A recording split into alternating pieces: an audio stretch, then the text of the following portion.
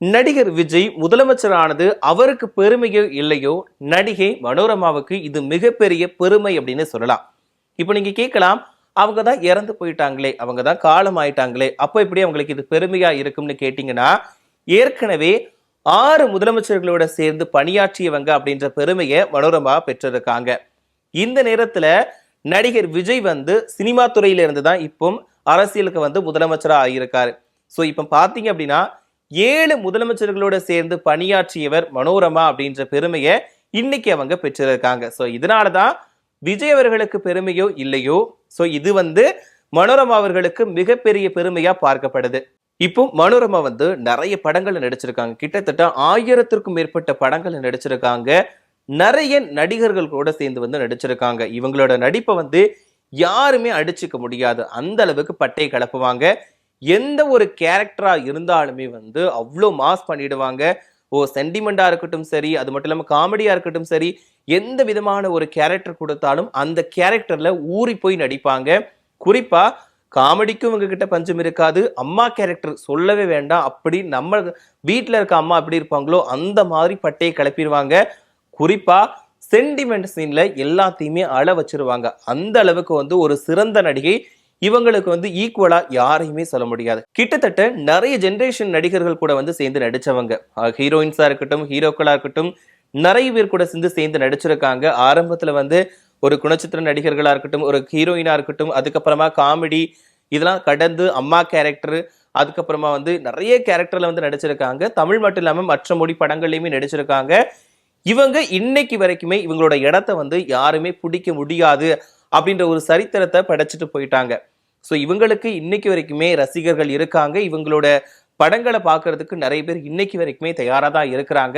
நான் ஆரம்பத்திலே சொன்ன மாதிரி தான், இவங்களோட இடத்த வந்து யாராச்சும் ஃபில் பண்ண முடியுமா அப்படின்னு கேட்டா கண்டிப்பா முடியாது. அந்த அளவுக்கு, அதாவது நான் மட்டும்தான், ஒரு காட்டுக்கு ஒரே ஒரு ராஜா தான் அப்படின்ற மாதிரி வந்து எனக்கு நான் மட்டும்தான், என்னோட இடத்த யாருமே பூர்த்தி பண்ண முடியாது அப்படின்ற மாதிரி தனியான ஒரு சரித்திரத்தை படைச்சு வச்சிருக்காங்க. ஸோ இன்னைக்கு பார்த்தீங்க அப்படின்னா ஏற்கனவே ஒரு 6 முதலமைச்சர்கள் கூட சேர்ந்து பணியாற்றியவங்க அப்படின்ற ஒரு பெருமையை மனோரமா வந்து பெற்றிருக்காங்க. இவங்களை வந்து ஆட்சி மனோரமா அப்படின்னு சொல்லிட்டு அழைப்பாங்க.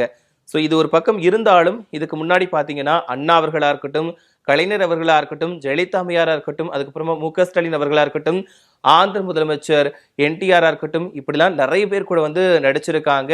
அவங்களோட கதைகள்லையுமே நடிச்சிருக்காங்க. இப்போ பார்த்தீங்க அப்படின்னா இப்போ விஜய் அவர்கள் கூட சேர்ந்துமே வந்து மனோரமா ஆட்சி நடிச்சிருக்காங்க. ஸோ இதனாலதான் 7 முதலமைச்சர்கள் கூட சேர்ந்து நடிச்ச ஒரு பெருமையை வந்து இன்னைக்கு அவங்க வாங்கியிருக்காங்க.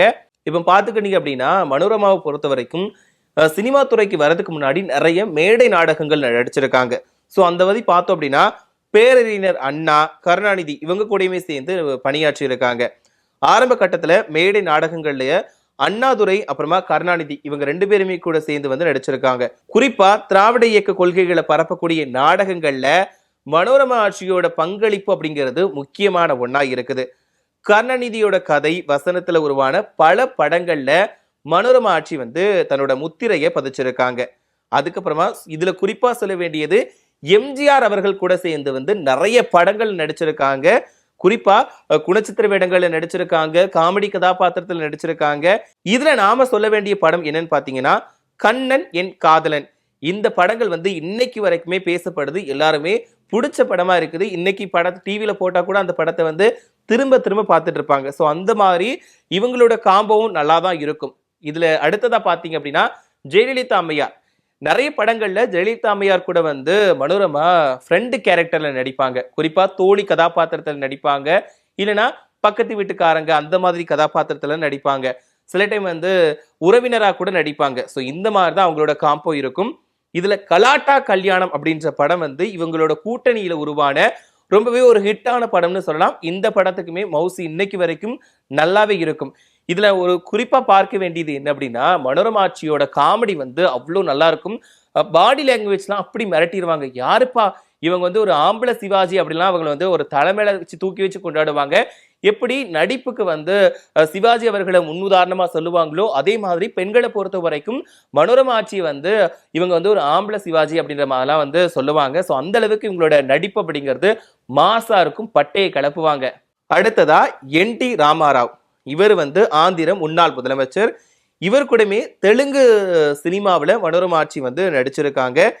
இதனால அண்டை மாநில முதலமைச்சர் கூட சேர்ந்து பணியாற்றிய பெருமையுமே மனோரமா ஆட்சிக்கு வந்து இருக்குது.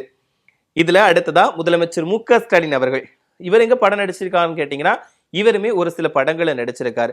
அதாவது கருணாநிதி எழுதிய கதை வசனம் எழுதிய ஒரே ரத்தம் அப்படின்ற திரைப்படத்துல மு.க.ஸ்டாலின் அவர்கள் கூட சேர்ந்து மனோரமா ஆட்சி வந்து நடிச்சிருக்காங்க.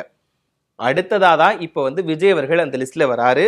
இப்போ புதுசாதான் வந்து சிஎம்ஆ முதலமைச்சரா விஜய் அவர்கள் வந்து பதவி ஏற்றிருக்காரு. இவருமே ஆரம்பத்துல வந்து மனோரமா ஆட்சி கூட சேர்ந்து வந்து படங்கள் நடிச்சிருக்காரு.